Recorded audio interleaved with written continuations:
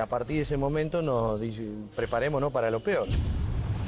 Tras el estupor mundial y el fracaso en las negociaciones, el gobierno de Margaret Thatcher envía su flota al sur de Sudamérica.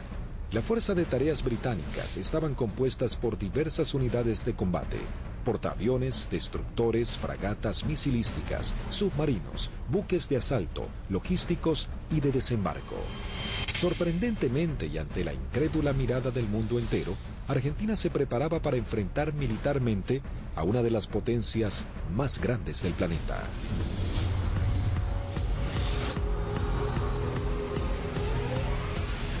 Los pilotos argentinos tuvieron un veloz entrenamiento para aprender a neutralizar objetivos navales sin ser derribados.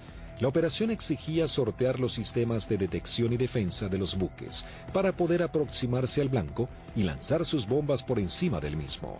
Había que equilibrar la inferioridad tecnológica con la capacidad humana.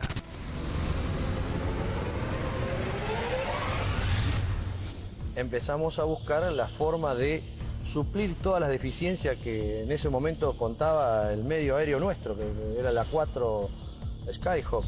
Y obviamente no teníamos contramedidas electrónicas para afectar tanto los radares como los lanzadores que poseían los británicos, ¿no? Los misiles que tenían desde 30 kilómetros, desde 20 kilómetros, 15 kilómetros y a partir de ahí cañones o armamento liviano, digamos. O sea, tenían una defensa muy grande para un solo elemento que podía ser un destructor, digamos.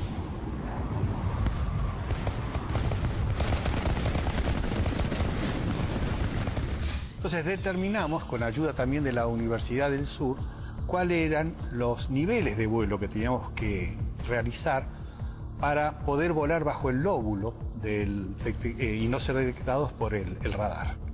Eso nos dio a qué altura teníamos que estar en función de la distancia a donde podíamos encontrar el blanco. Y en la última parte, ya desde unos 50 kilómetros del blanco, teníamos que volar por debajo de los 15 metros, bastante pegados al agua, para no ser detectados por ese lóbulo. Dentro de los 20 kilómetros ya nos tomaba. Pero esa demora impedía que los sistemas de armas dirigidos por radar pudiesen apuntarnos con mayor anticipación, y eso evitaba de alguna manera o demoraba la posibilidad de ser derribados. Los aviones debían volar a escasos metros del suelo, no más de 10 metros a velocidades que oscilaban entre los 900 y 1000 kilómetros por hora. La mayoría no poseía radares y las comunicaciones debían ser mínimas para evitar ser detectados. Las maniobras eran realmente arriesgadas, pero parecía ser la única forma de poder enfrentar a la moderna flota británica. El adiestramiento de vuelo rasante era complejo y arriesgado.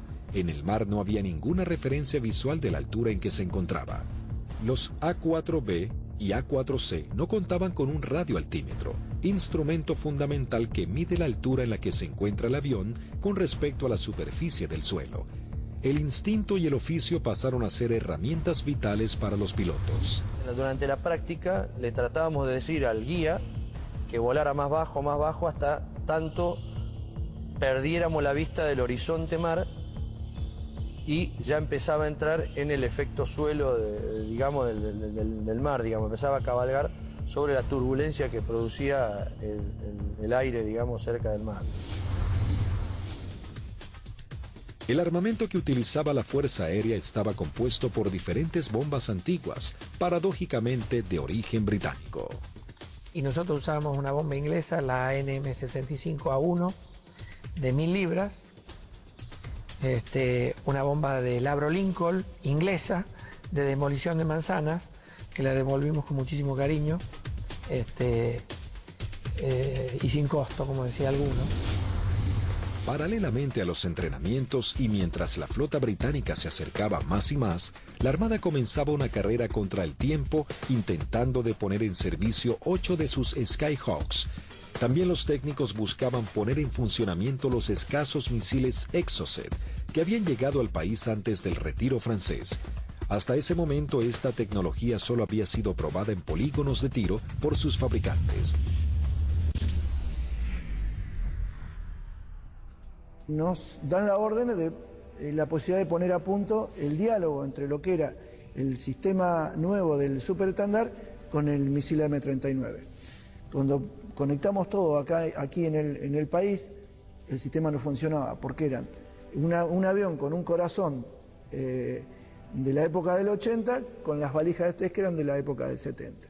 Había ingenieros que se dedicaban a desglosar todo lo que era la parte matemática, cómo traspasar distintas informaciones, y algunas de las cosas también se hicieron por ensayo y error. Se iba buscando como un candado a combinación, ¿no? Se iba buscando número por número hasta llegar al número ideal que el misil pueda leer la información del avión. Y bueno, eso nos llevó un tiempo, hasta que un día la valija que reemplazaba al misil nos da que el misil había salido y que todos los parámetros que habíamos colocado estaban incorrectos. Eso ya nos daba un alto porcentaje de seguridad de que el misil por lo menos recibía la información correcta.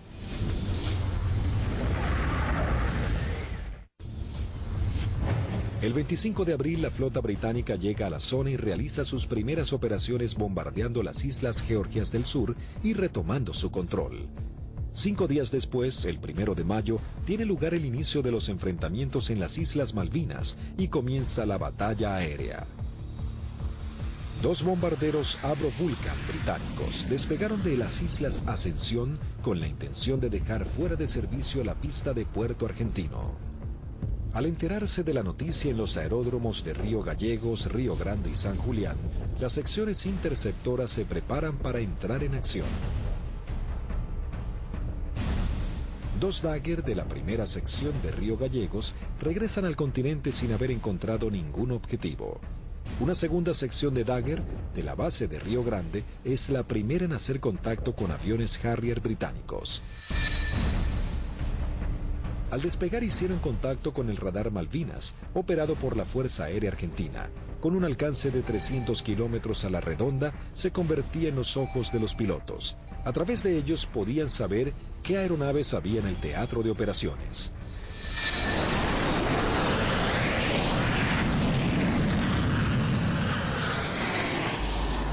Tienen 2 pichones para ustedes a 120 millas náuticas, 20 grados firme.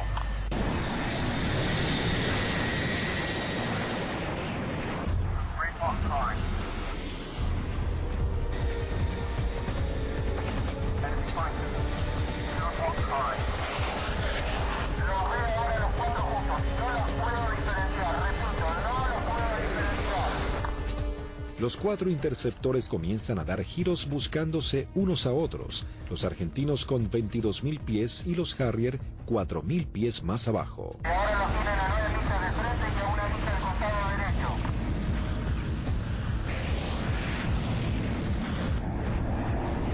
Los Harrier, invirtiendo sus toberas, cambian rápidamente de dirección para enfrentar la amenaza argentina. Ahora los Harrier están enfrentados a ustedes, repito, están enfrentados. Los Harrier se niegan a tomar altura para enfrentar a los argentinos, ya que los Dagger tienen un mejor desempeño en altura. Tampoco los argentinos descienden a donde el Harrier corre con ventajas. Por esta razón no se produjo combate alguno. Esa misma tarde se produce la primera baja cuando el primer teniente Ardiles, en uno de los Dagger, armado con misiles Chaffir y cañones, pone rumbo solitario a las islas. Dirigido por el radar Malvinas, a un eco se acerca a su misión, sin saber que en realidad se aproximaba a una trampa mortal. Lo que erróneamente el radar detectó como un objetivo eran 2 Sea Harriers en formación cerrada.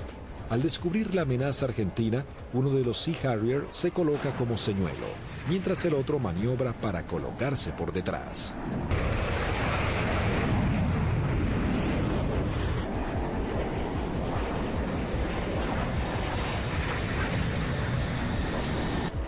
Ardiles se coloca en posición de disparo y lanza un misil Chaffir que es evadido por el piloto británico.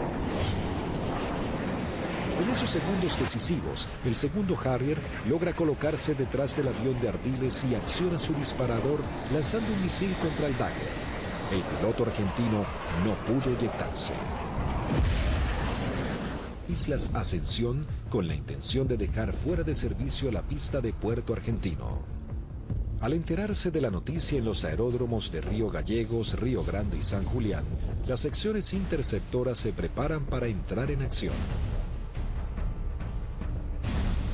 Dos Dagger de la primera sección de Río Gallegos regresan al continente sin haber encontrado ningún objetivo. Una segunda sección de Dagger de la base de Río Grande es la primera en hacer contacto con aviones Harrier británicos. Al despegar hicieron contacto con el radar Malvinas, operado por la Fuerza Aérea Argentina. Con un alcance de 300 kilómetros a la redonda, se convertía en los ojos de los pilotos. A través de ellos podían saber qué aeronaves había en el teatro de operaciones.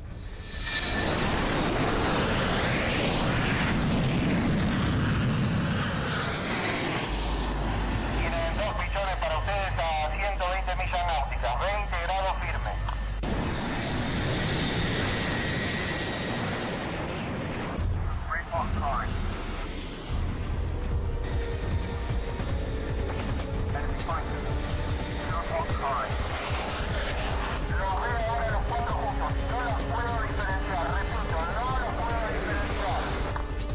Los 4 interceptores comienzan a dar giros buscándose unos a otros, los argentinos con 22.000 pies y los Harrier 4.000 pies más abajo. Ahora los tienen a 9 millas de frente y a 1 milla al costado derecho.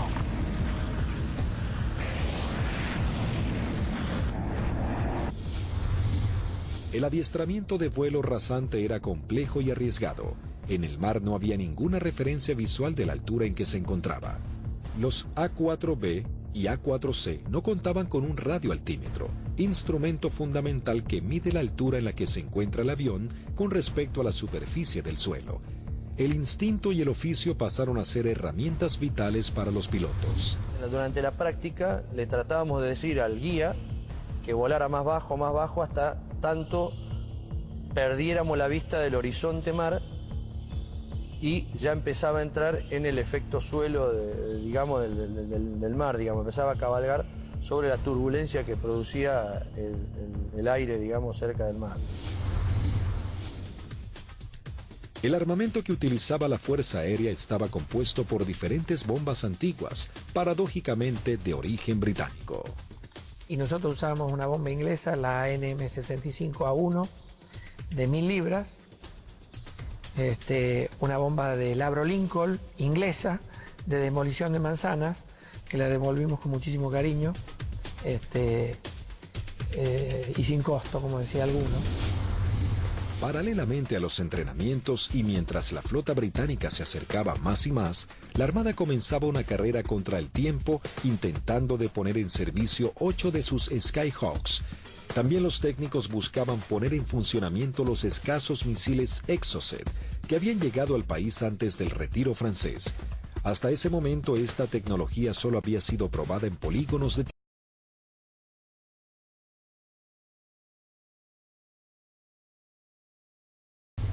A partir de ese momento nos preparémonos para lo peor. Tras el estupor mundial y el fracaso en las negociaciones, el gobierno de Margaret Thatcher envía su flota al sur de Sudamérica. La Fuerza de Tareas Británicas estaban compuestas por diversas unidades de combate, portaaviones, destructores, fragatas misilísticas, submarinos, buques de asalto, logísticos y de desembarco. Sorprendentemente y ante la incrédula mirada del mundo entero, Argentina se preparaba para enfrentar militarmente a una de las potencias más grandes del planeta.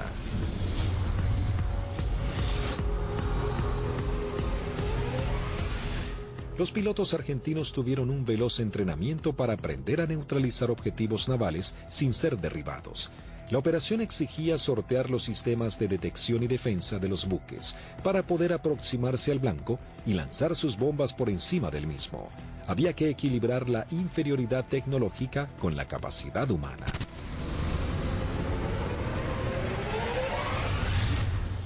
Empezamos a buscar la forma de suplir todas las deficiencias que en ese momento contaba el medio aéreo nuestro, que era la 4 Skyhawk. Y obviamente no teníamos contramedidas electrónicas para afectar tanto los radares como los lanzadores que poseían los británicos.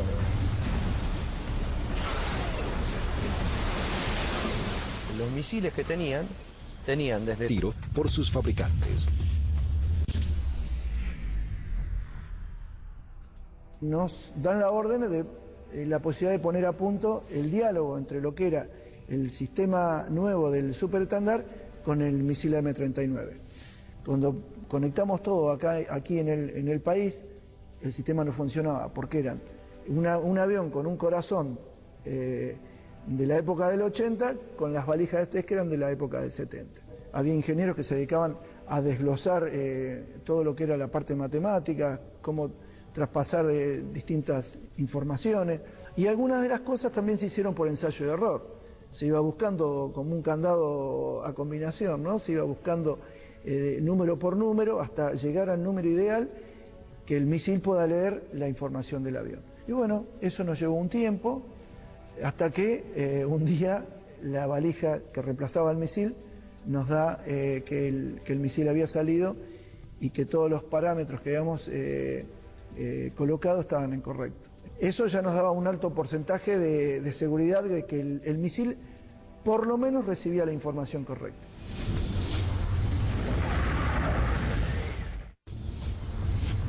El 25 de abril la flota británica llega a la zona y realiza sus primeras operaciones bombardeando las islas Georgias del Sur y retomando su control.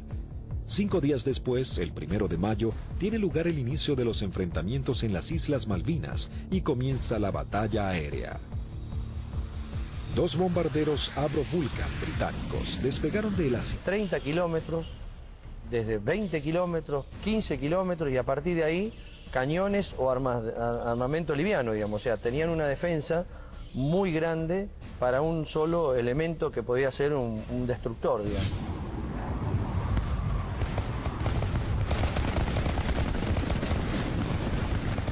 Entonces determinamos, con ayuda también de la Universidad del Sur, cuáles eran los niveles de vuelo que teníamos que realizar para poder volar bajo el lóbulo y no ser detectados por el radar.